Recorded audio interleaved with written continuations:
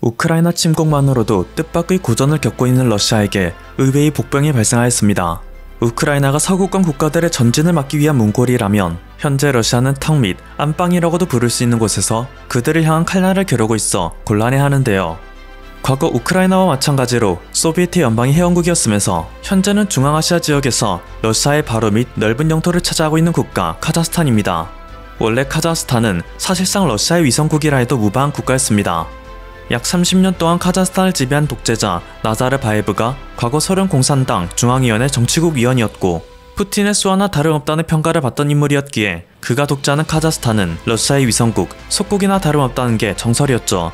하지만 올해 러시아의 우크라이나 침공에 묻혔지만 카자흐스탄 역시 급변하는 타임라인으로 한순간에 나라가 통째로 갈아엎어지고 있으며 카자흐스탄 제2공화국은 그들의 제일 적국으로 러시아를 상정하고 있다고 해도 과언이 아닌데요. 이 모든 변화는 2019년 카자흐스탄의 독재자 나자르바예프가 대통령직에서 물러나고 카심 조마르트 토카예프가 대통령직을 맡게 되면서 조금씩 일어나게 되었지만 진정 카자흐스탄이 민주화의 길을 받게 된 것은 지난 1월부터라고 할 수 있습니다. 지난 1월 1일부터 11일 총 9일의 기간 동안 카자흐스탄 전역에는 대규모 반정부 시위가 일었습니다. 이것은 1991년 카자흐스탄의 독립 이후 최대 규모의 시위였는데요. 직접적인 원인으로는 카자흐스탄 정부가 서민 경제 핵심이 되는 LPG 가격의 상한선을 올리고 정부 보조금을 폐지하여 LPG 가격이 폭등하여 민생을 파탄낸 것이긴 하지만 사실 2020년 코로나19가 터짐으로써 더욱 악화된 사회 경제적 불평등, 오랫동안 쌓여왔던 독재자에 대한 국민들의 불만이 한꺼번에 터져 벌어진 사건이라 볼 수 있습니다. 카자흐스탄은 석유, 석탄, 철, 구리 등의 각종 금속과 히토르 자원이 풍부함에도 불구하고 그 모든 혜택은 오직 독재자의 측근과 부유층에게만 돌아갔기 때문에 언제가는 터질 일이었죠. 시민들이 정부 청사에 침투하여 불을 지르는 등 본격적인 폭동을 시작하자 그들의 제일 순위 척결 대상이었던 30년의 독재자 나자르바예프는 가족들을 데리고 벨라루스로 도망칩니다. 현재 러시아와 손을 잡고 우크라이나 공격에 힘쓰고 있는 바로 그 국가이죠. 러시아의 속국입니다. 그리고 이때 그가 러시아에게 도움을 요청한 것인지 1월 9일 카자흐스탄 본토에 러시아군이 개입함으로써 카자흐스탄 시민들의 반정부 시위는 11일 막을 내리고 말았는데요. 러시아의 푸틴은 이것으로 모든 상황이 끝났다고 생각했지만 한 번 불이 붙었던 카자흐스탄의 시민들은 언제라도 다시 들고 일어나기 위해 숨을 죽이고 있었습니다. 그리고 러시아의 우크라이나 침공이 시작되자 그들은 이미 계획이라도 짜고 있었다는 듯 무서운 속도로 러시아와의 인연을 끊으며 독자적인 민주국가 수립에 나서고 있는데요. 현재 카자흐스탄의 대통령직을 맡고 있는 토카예프는 지난 3월 3일 우크라이나의 젤렌스키 대통령과 통화 한 번 하더니 곧바로 러시아에서 국영항공사를 철수시킵니다. 사실상 서방 국가들과의 대러 제재에 동참을 한 것이죠. 또한 러시아의 푸틴이 카자흐스탄을 향해 우크라이나 침공에 군대를 보태라고 요청했으나 카자흐스탄은 러시아의 요구를 가볍게 무시했습니다. 토카예프 대통령이 직접 우크라이나를 지지하는 시위를 해도 괜찮다고 말하자 현재 카자흐스탄 전역에서는 우크라이나의 자유를 지지하는 시위가 마른 들판에 불이 붙듯 빠르게 확산되고 있으며 러시아와의 국경을 폐쇄하고 우크라이나에 대한 인도적 지원을 끊이지 않고 있습니다. 그리고 결정적으로 토카예프 대통령은 얼마 전 대국민 연설을 통해 제왕적 대통령제를 해체하고 선거제도를 개편하며 의회의 권한을 대폭 확대하고 고위공직자 가족은 임용에서 제외하는 등 새로운 민주주의 국가로서의 선포를 해버렸는데요. 사실 이 모든 것이 토카예프 대통령 입에서 나왔다는 것만큼 놀라운 게 없는 것 같습니다. 토카예프 대통령은 2019년부터 3년 동안의 임기 동안 민주화를 위한 발자취보다는 오히려 제2의 나자르바예프라는 평가를 듣고 있을 정도로 러시아의 수족처럼 보였기 때문이죠. 당장 지난 1월 발생했던 카자흐스탄 민주화 시위 역시 토카예프 대통령이 직접 러시아의 지원군을 요청하였다 알려졌고 시위대를 향한 무력 진압을 통해 209명의 사망자를 냈습니다. 이랬던 그가 불과 2개월 만에 전혀 반대의 입장을 보이며 발러 친민주 성향을 보이는 것은 다소 이상합니다. 하지만 그럼에도 카자흐스탄의 국민들이 그를 향해 전폭적인 지지를 보이게 된 것은 얼마 전 그가 진행했던 대국민 연설에 그 이유가 있는데요. 국민들 중에 저를 싫어하시는 분들이 상당히 많은 것으로 알고 있습니다. 하지만 그것과 관계없이 지금 저에게서 가장 중요한 책무는 국가를 지키고 발전시키는 것입니다. 후손들이 보았을 때 우리나라가 정말로 자랑스러울 정도로 발전을 위한 길에서는 내가 모든 책임을 질 준비가 되어 있습니다. 자신이 어떠한 욕을 먹고 어떤 인식을 뒤집어 쓰든 관계없이 카자흐스탄의 민주화를 위한 책무는 반드시 다해내겠다는 비장한 결심이 담겨 있었습니다. 사실 최근에서야 밝혀진 것이지만 토카예프 대통령은 지난 1월의 민주화 시위를 이번 일을 위한 발판으로 삼았습니다.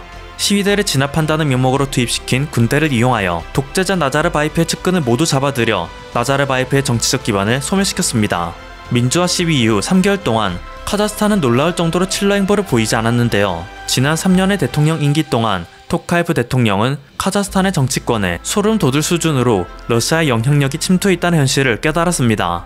때문에 그간 토카예프 대통령 역시 권위적이고 반민주적이며 칠러 성향의 행보를 보이는 듯 싶었으나 이는 카자흐스탄에 뿌리 깊게 내리고 있던 칠러 세력의 움직임을 그가 막지 못해 전부 그가 뒤집어 쓴 결과에 불과했던 것이었죠. 실제로 독재자 나자르바예프의 정치적 기반이 무너지자 카자흐스탄은 일사천리로 러시아, 벨라루스와의 무역을 중단하였으며 부패하던 정치 세력과 부유층에 의해 폭등하던 여러 생필품의 가격에 대하여 부당한 가격 인상은 모조리 엄벌하겠다 으름장을 놓음으로써 생활 물가가 어느 정도 안정되게 됐습니다. 다 잡아놓은 물고기라 생각했던 카자흐스탄이 느닷없이 민주화의 길을 걷고 있으니 우크라이나에 온 힘을 다하고 있던 러시아 입장에서는 또 하나의 복병이 생겨난 셈인데요. 카자흐스탄의 혁명에 당황하고 있는 국가는 러시아뿐만이 아닙니다. 중국도 마찬가지 상황에 처해 있죠. 과거 미국과 소련이 체제 경쟁을 하던 시기는 흔히 자유주의와 사회주의, 자본주의와 공산주의로 표현되었습니다. 하지만 요즘은 러시아와 중국도 자본주의 경제 모델을 채택하고 있고 서방 국가들도 각종 복지를 증진시킴으로써 100% 사회주의가 아니라고는 볼 수 없기 때문에 현재의 신냉전 체제는 과거와 달리 자유주의, 권위주의의 대립구도라 보는 게 더 정확한데요. 유라시아에서 매우 큰 영토를 차지하고 있는 러시아와 중국, 카자흐스탄, 벨라루스 등의 국가가 독재자에 의한 권위주의로 꽁냥꽁냥 해먹을 거 다 해먹고 자유주의 진영에 대항하고 있었죠. 하지만 이 중에서 러시아와 중국 모두와 국경을 접하며 권위주의의 심장부에 있던 카자흐스탄이 기습적으로 권위주의 모임에서 탈퇴하고 자유주의 진영으로 편입되는 것은 러시아와 중국에게 있어 현 우크라이나 사태보다 훨씬 심각한 국가안보 위기로 다가오는 것입니다. 심지어 카자흐스탄은 쇳불도 단김에 뺀다고 주 카자흐스탄 미국 대사관과의 공식 회담에서 향후 5년간 카자흐스탄과 미국의 군사협력에 관한 논의를 나눴는데요. 나토의 동진을 막겠다며 우크라이나에 전력을 쏟아붓고 있던 러시아, 그리고 중국은 언제 자신들의 안방인 미군이 주둔하게 될지도 모르는 상황에 처하였죠. 그렇다면 이러한 흐름은 과연 한국에게 도움이 될까요? 두말할 것도 없을 것입니다. 한국은 카자흐스탄의 움직임으로 막대한 이익을 얻게 될 국가 중 손에 꼽힐 정도인데요. 우선 카자흐스탄은 한국이 보여준 오랜 우정에 대한 보답으로 경제적 이익을 이미 약속했습니다. 카자흐스탄에 풍부하게 매장되어 있는 히토류 수출 협력이 대표적이죠. 카자흐스탄은 다른 국가들과 마찬가지로 한류 열풍으로 인해 젊은이들의 한국에 대한 우호도가 하늘을 찌르며 굳이 최근의 열풍이 아니더라도 카자흐스탄은 당군의 후손이라는 말이 있을 정도로 우리 한국과 역사적으로 밀접한 관련이 있는 국가입니다. 2016년 카자흐스탄에는 뜬금없이 당군을 기념하는 동전, 당군전이 발행되었는데요. 카자흐스탄의 수도 아스타나는 당군이 세운 최초의 수도 아사달과 같은 어원이며 카자흐스탄의 국경에 우뚝 솟아있는 7,000m 높이 산의 이름은 칸탱그리로 한국어로 번역하면 단군왕산이 될 정도이기에 대체 한국과 카자흐스탄이 먼 옛날 어떤 혈연이 있는가에 대한 궁금증이 듭니다.